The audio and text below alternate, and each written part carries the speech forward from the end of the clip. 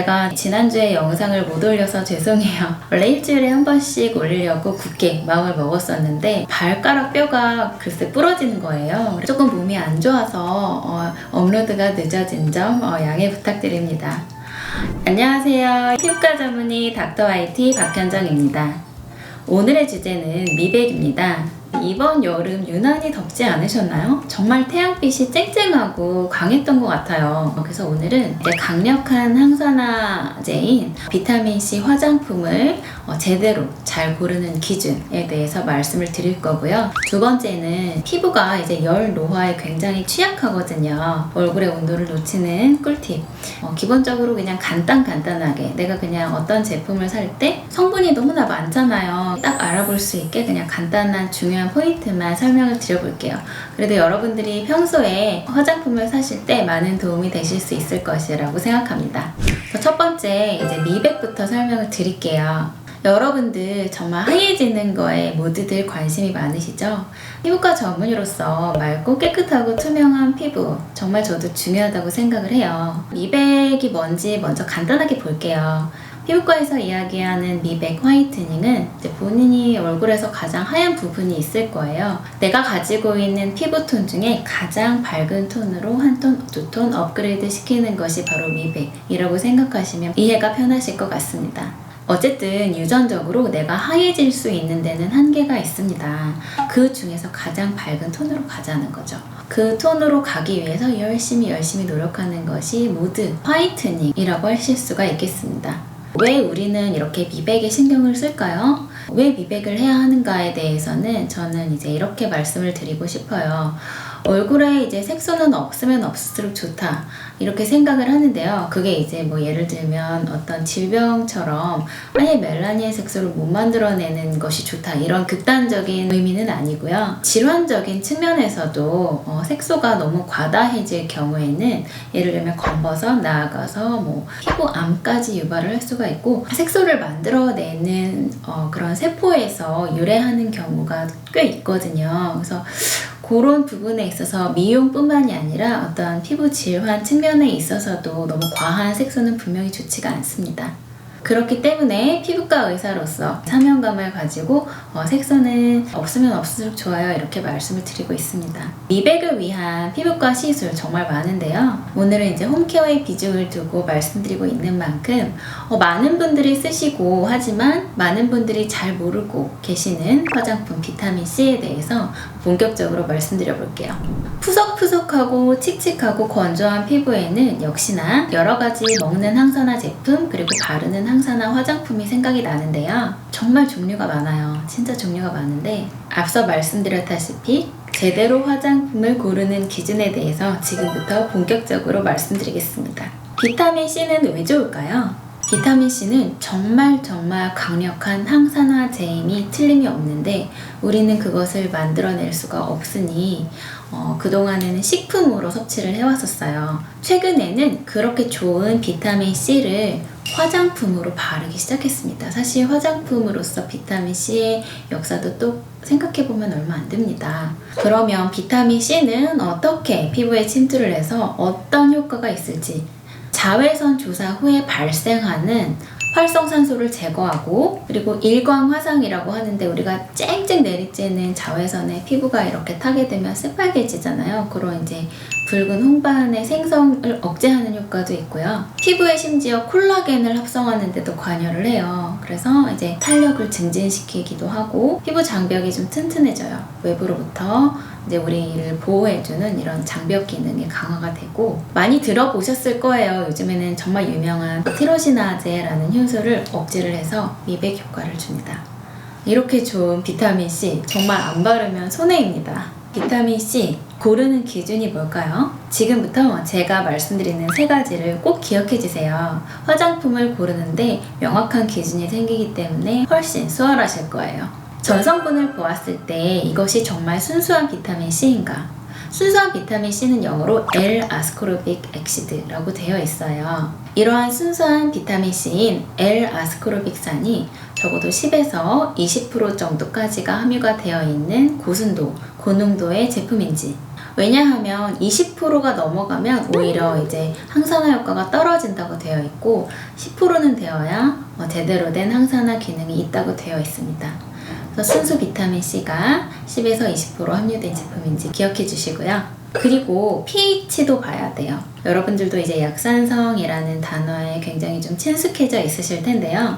pH 3.5 이하의 어떤 산도에서 이 화장품이 제조가 되었는지 한번 꼭 확인해 보세요. 왜 이 산도가 중요할까요? 비타민C의 활성형인 순수 비타민C, 즉 L-아스코르빅산이 pH 3.5 이하에서만 안정적이에요. 안정적이라는 말은 화학 구조가 있잖아요. 그 화학 구조가 쉽게 변질되지 않아요.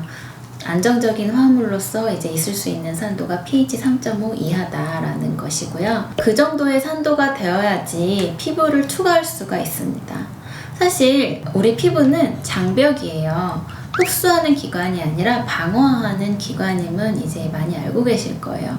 예를 들면 이제 우리 피부가 모든 걸 흡수한다고 치면 샤워만 해도 우리 몸이 퉁퉁 불겠죠. 그게 아니라 우리 피부는 방어 기관이고 비타민C가 제대로 우리 피부에 쑥 흡수가 되려면 pH가 3.5 미만이어야지 제대로 흡수가 될 수가 있습니다. 세 번째, 용기도 중요해요. 화장품 용기에 대해서 무심코 지나치시는 분들도 꽤 많으실 텐데요. 빛과 차단이 잘 되는 용기인지 잘 밀폐되어 있는 용기인지 이것도 화장품을 고르실 때 정말 중요한 포인트입니다.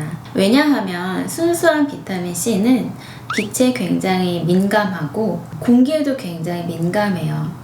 그래서 민감하다는 얘기는 뭐냐면 항산화 효과를 잃게 돼요. 우리가 열심히 바르는 이유가 항산화 효과를 얻으려고 하는 건데 이런 용기가 잘못되어 있거나 우리가 보관을 잘못했을 때 이런 항산화 효과가 떨어지면 화장품을 바르는 의미가 없잖아요. 바르나 마나 하니까 화장품을 구매하셨을 때 굉장히 이제 서늘한 곳, 빛이 잘 차단되어 있는 곳에 보관을 하시고 쓴 다음에 아침에 바쁠 때 보면 이렇게 딱 열어놓고 나갈 때도 있잖아요. 그러지 말고 딱 닫아서 빛이 잘 안 드는 곳에 구석에다가 밀어놓는 그런 습관. 방금 말씀드렸다시피 이제 순수 비타민C는 산도도 높고 자극감이 심할 수가 있거든요. 저도 처음에 이제 화장품을 바르기 시작했을 때 굉장히 따가워서 거부감이 있었어요. 이렇게 따가우면서까지 화장품을 발라야 돼? 라는 생각이 들었었죠. 그래서 이제 저 같은 경우는 알고 있었기 때문에 2, 3일에 한 번씩 바르다가 점점 하루에 한 번씩 저녁에만 바른다 이런 식으로 텀을 줄여갔어요. 지금은 아침에 한 번, 저녁에 한 번 충분한 양을 발라도 피부가 견딥니다. 어떤 화장품에도 적응 기간이라는 것이 필요할 수가 있으니까 처음부터 너무 무리하지 않으셔도 되고요. 정말 나는 피부가 예민하다, 정말 나는 민감한 피부를 가졌다 라고 생각되시는 또 붉은증이 너무 심하다 이런 분들 있잖아요. 그런 분들은 이제 주변에 전문가의 도움을 구하는 것이 가장 좋겠지만 여의치 않으신 경우에는 비타민C 유도체부터 시작하셔도 좋으세요. 비타민C 유도체는 대부분 단어에 아스코르빌이라는 단어가 옆에 붙어 있어요. L-아스코르빅 액시드가 아니라 아스코르빌이라는 이제 단어가 중간에 껴있거든요. 그런 것들이 바로 비타민C 유도체인데 이런 순수 비타민C가 아닌 성분들은 비교적 덜 자극적이에요. 또한 약산성이 아닌 환경에서도 어느 정도 안정적이고요. 또 피부 투과도 잘 되면서 어느 정도의 미백 효과도 있다고 되어 있어요. 단지 항산화 효과는 조금 떨어진다라는 부분 알고 계시면 되겠고요. 일단은 항산화는 나는 식품으로 섭취하겠어. 나는 그냥 비타민C 파우더 먹겠어. 미백은 조금 덜 자극적으로 하겠어. 이러신 분들은 비타민C 유도체를 이제 포함하고 있는 성분인지 이렇게 잘 확인을 하시던지 아니면 정말 덜 자극적인 미백 효과가 있는 나이아신아마이드, 비타민 B3 이런 것들을 발라주시는 것도 피부 미백에 도움이 되실 수가 있겠습니다. 요거는 이제 또 다른 이야기인데요. 최근에는 비타민C와 함께 다른 항산화제를 혼합해서 사용한 화장품들이 정말 많이 나와 있어요. 이런 부분들도 과학적으로 다 근거가 있습니다. 예를 들면 또 다른 항산화제인 알파토코페롤, 즉 비타민 E라든지 코엔자임 Q10이라든지 페룰릭 액시드 이런 것들과 비타민 이제 C가 같이 배합이 되었을 때 안정도가 서로서로 더 높아지고 항산화 효과 자체가 높게는 8배까지 증가되어 있다는 논문도 있어요. 그렇기 때문에 이렇게 비타민 C와 함께 다른 항산화제들이 이렇게 믹스가 되어 있는 제품들을 구매하시는 것도 많이 적응되신 분들한테는 많은 도움이 되실 수가 있겠습니다. 이거는 정말 가장 중요한데요. 항상 마지막엔 또 주의 깊게 봐야 하죠. 남이 좋다는 화장품이 나와는 안 맞을 수가 있거든요. 그렇기 때문에 이거 정말 항산화에 좋다던데 이 화장품 진짜 좋대, 이런 남들이 좋다는 거에 너무 휘둘리시면 안 되세요. 남들이 좋다는 화장품이 나와는 안 맞을 수가 있거든요. 한 예로 제가 정말 좋다고 생각하는 선크림이 있어요. 선크림이 너무 좋아서 몇 통을 썼는지 기억도 안 나는 제품이 있는데, 그러한 제품이 누군가에게 추천을 했을 때 너무 눈이 따가워서 못 쓰겠다, 냄새가 너무 나한테는 역하던데, 이런 분들도 많더라고요. 그래서 이게 새로운 화장품을 시작하는 경우 샘플을 반드시 사보시던지 아니면 반드시 테스트를 해보시고 조심스럽게 사용해보시는 것을 추천드립니다. 생각보다 화장품에 의해서 접촉 피부염에 걸려서 오시는 분들이 정말 많습니다.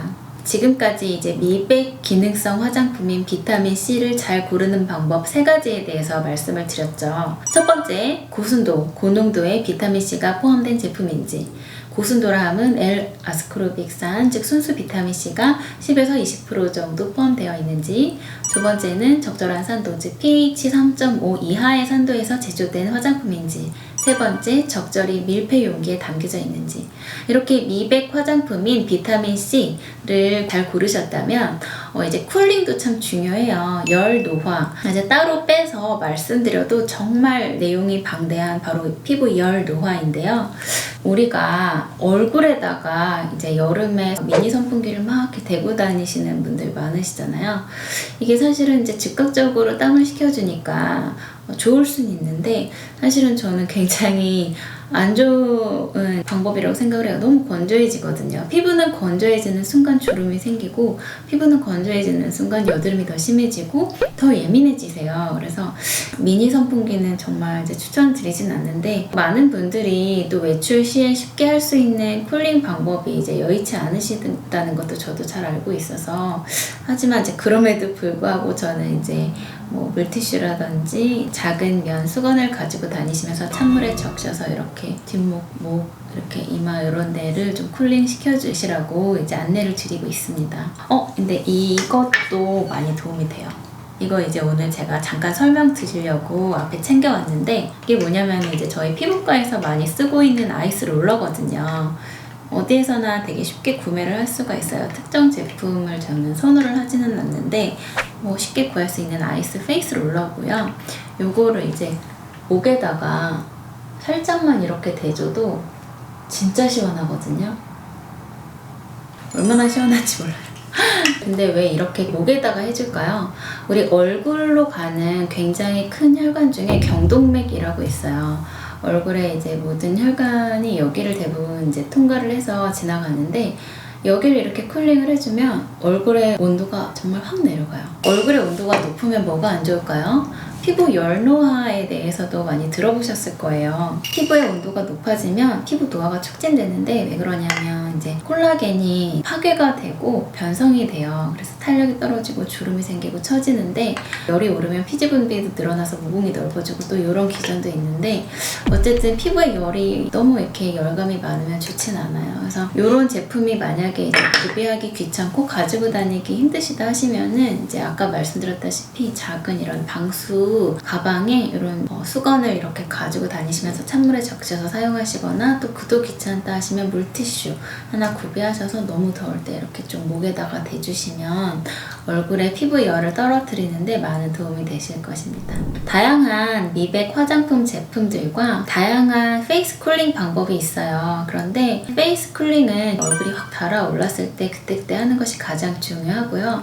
여러 가지 미백 제품 중에서 가장 우리가 쉽게 접할 수 있는 비타민C에 대해서 한번 이야기를 나누어 보았습니다. 오늘 많이 유익하셨기를 바라는데 어떻게 많이 도움이 되셨나요? 내가 하얘지는 데는 아까 말씀드렸다시피 어느 정도 한계가 있어요. 그런데 내가 가진 가장 밝은 톤을 위해서 하루하루 노력하시다 보면 분명히 예전보다는 더 투명하고 더 탄력 있어지실 거예요. 정말 요즘도 느끼는 거지만 노력은 배신하지 않는 것 같습니다. 다른 미백 화장품들, 식약처 고시 다른 기능성 미백 제품들도 굉장히 많고 성분도 굉장히 다양한데요.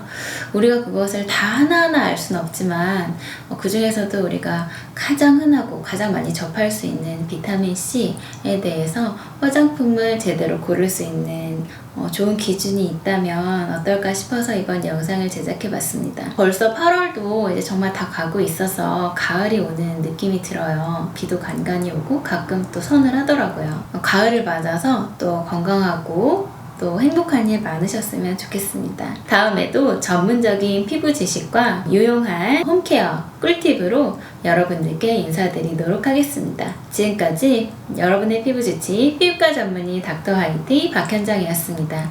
시청해주신 여러분들께 진심으로 감사드립니다.